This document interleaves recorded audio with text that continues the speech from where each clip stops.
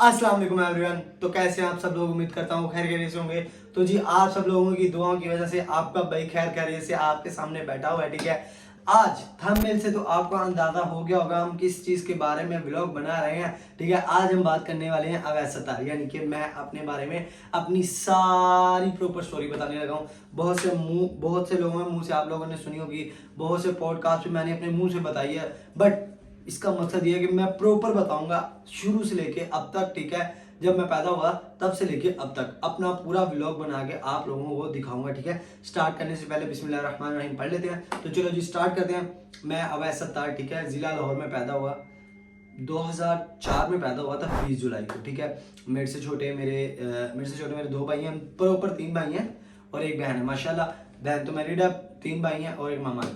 तो मैं पैदा हुआ, मैं लाहौर में एक प्राइवेट स्कूल में पढ़ता था। तकरीबन 6 या 7 क्लास तक मैं प्राइवेट स्कूल में पढ़ा हूँ, उधर पढ़ा हूँ। फिर कुछ हालात ऐसे आ गए, बाबा की तबीयत खराब हो गई, जिसकी वजह से हमें शिफ्ट होना पड़ा एक जगह से लेके दूसरी जगह। फिर मैं प्राइवेट स्कूल से लेके सरकारी स्कूल तक का मुझे सफ़र करना पड़ा।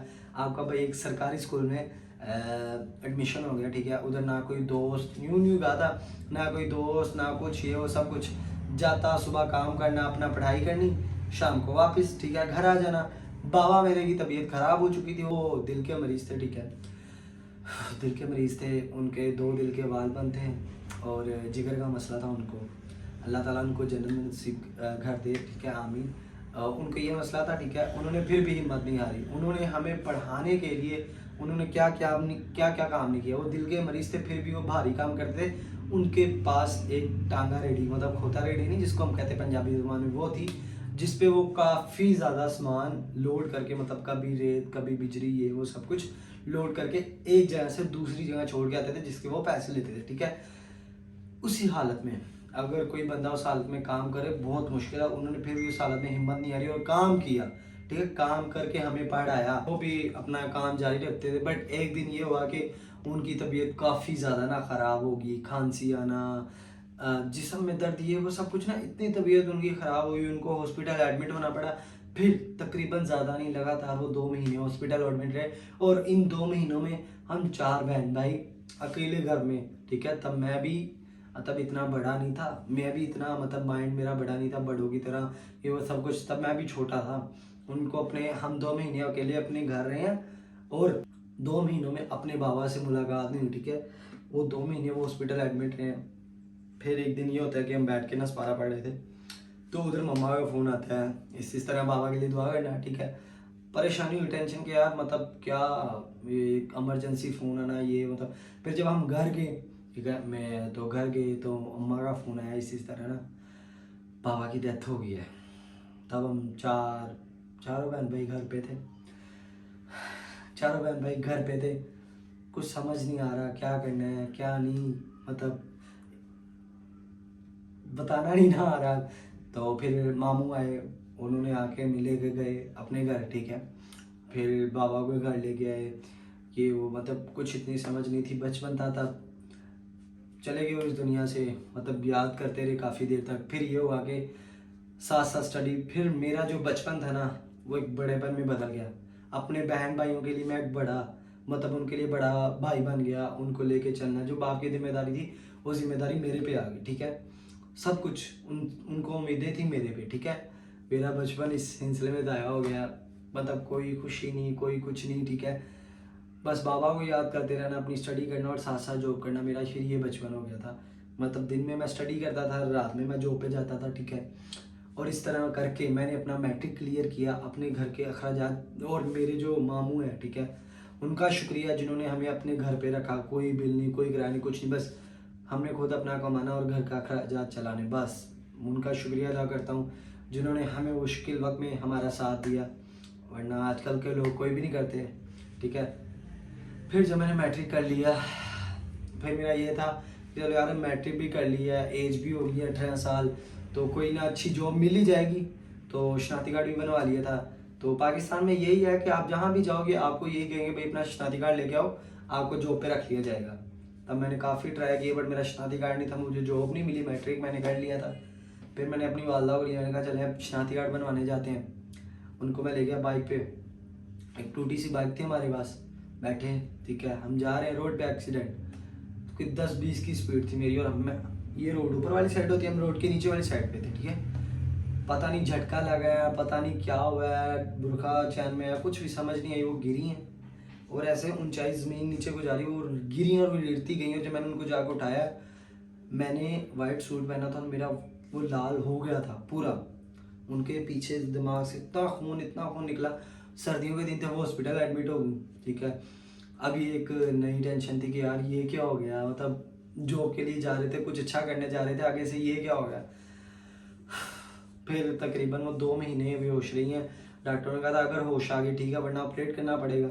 आज उनके सर में आधे सर में हड्डी नहीं है, आधे सर में हड्डी नहीं है, ठीक है। कभी कभार तो हमारे नाम भूल जाती हैं सबके, ठीक है। काम बहुत कम करती हैं, हम 3 भाई हैं, हम देख लेते हैं सब, बाकी दो दूसरा तीसरा तो सबसे छोटा है, मेरे से छोटा है, जो स्टडी भी करता है, साथ साथ काम भी करता है, ठीक है। मैं तो व्लॉगिंग कर रहा हूँ। तब उस टाइम पे हम तकरीबन वो 1.5 साल हॉस्पिटल एडमिट रही हैं, ठीक है। उनका ध्यान रखना है, ये वो सब कुछ। तभी मैं जॉब करता था, बट तब मेरे पास जॉब थी, वो चली गई। फिर जब मम्मा घर आ गई हैं, हॉस्पिटल से छुट्टी होकर घर आ गई हैं, फिर मैं जॉब के सिलसिले में निकला। फिर मुझे एक मार्ट, मिनी मार्ट, ठीक है, उधर जॉब मिली एज अ सफाई के तौर पर वर्कर था मैं। मैंने सफाई करनी थी जाके बस, तो मुझे जॉब मिली, मेरी 18,000 रुपये सैलरी थी उधर। फिर मेरी मुलाकात होती है उधर रजब भाई और उनकी माँ जी से, ठीक है। वो सामने सोसाइटी में, ये मार्ट थी, वो सामने सोसाइटी में उनका घर था। मेरा आना जाना काफ़ी हो गया, मतलब ये वो था। मेरी जब मार्ट से जॉब चलेगी ना, तो दिसंबर का महीना था, ठीक है। दिसंबर के महीने में उनकी आप ही यानी गतल आपी की शादी थी, तो मुझे माँ जी बाज़ार में मिली। मैंने उनको ऐसे ऐसे बताया मेरे पास जॉब नहीं है, ये वो सब कुछ। तो उन्होंने कहा तो घर आ जी, मैं रजब भाई से बात कर लूँगा। घर गया, रजब भाई ने बताया इतना इतना, मतलब 15 दिन है शादी में, तू आ जा, तुझे मैं पेमेंट कर दूंगा, ठीक है। मैं अकेला हूँ, क्या कर सकता हूँ। मैंने कहा ठीक है।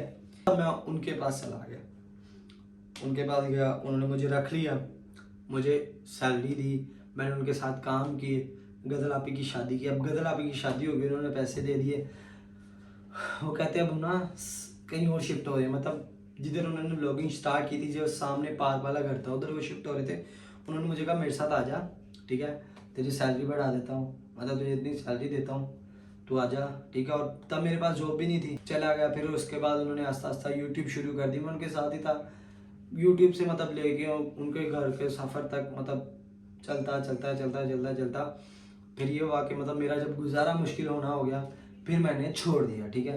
बताने का मकसद यही है कि मैंने अपनी पूरी स्टोरी इसलिए बताई क्योंकि बहुत से पॉडकास्टों में मैंने बताया है पूरा, बहुत से मतलब लोगों ने मेरे बारे में बोला होगा, मुझे किसी से कोई फ़र्क नहीं पड़ता, बट मैंने सोचा कि यार मैं अपने चैनल पे अपने मुंह से आप लोगों को बता देता हूँ कि मैं कहाँ से कैसे ये वो सब कुछ आया हूँ। मेरा बचपन भी गया, मेरे सर पे जिम्मेदारियाँ, बोझ, सब कुछ मेरे सर पे था, ठीक है। अभी भी कुछ लोग आते हैं ना कमेंट सेशन में, वो यही कहते हैं नमक हराम, ठीक है, नमक हराम, उठा ये कर लिया वो कर लिया।